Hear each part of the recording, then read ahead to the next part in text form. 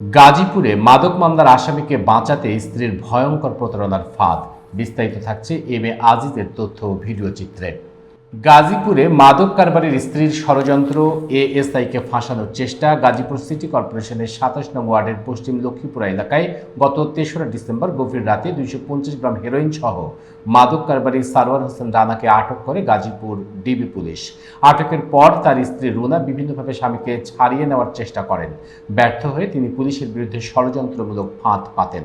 রুনা একাধিক অপরিচিত নম্বর থেকে এএসআই শরীফুল ইসলামকে ফোন করে কৌশলে সম্পর্ক গড়ে তোলার চেষ্টা করেন এবং কথোপকথন রেকর্ড করেন। এরপর ৪ মার্চ ২০২৫ তিনি পুলিশ কমিশনার বরাবর অভিযোগ করেন তার স্বামীর মুক্তির বিনিময়ে এএসআই শরীফুল অবৈধ সম্পর্ক গড়তে চেয়েছেন।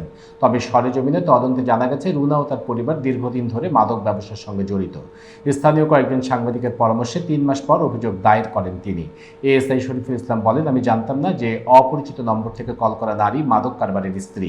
বিষয়টি সিনিয়রদের সঙ্গে আলোচনা করে আইনগত ব্যবস্থা নেব। ডাকছিল আমার ফার্স্টে যে আম্মু তুমি তোমার বাসা এইটা, পরে বলছি জি।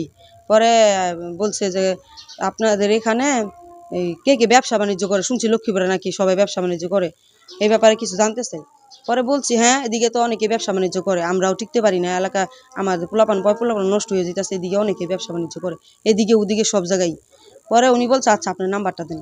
উনি আমার নাম্বার নিছে, নিয়ে আমার প্রায় সময় ফোন দিয়া কয়েকদিন ফোন দিছে। ফোন দিয়া বলছে যে কোন সময় মাদক ব্যবসা হয় বা কি আপনি একটু সহযোগিতা করতেন।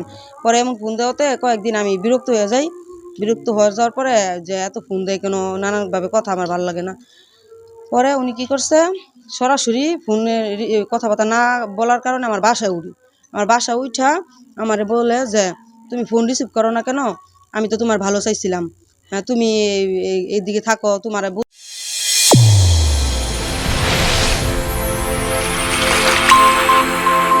চ্যানেল A1 হৃদয়ের স্পন্দন।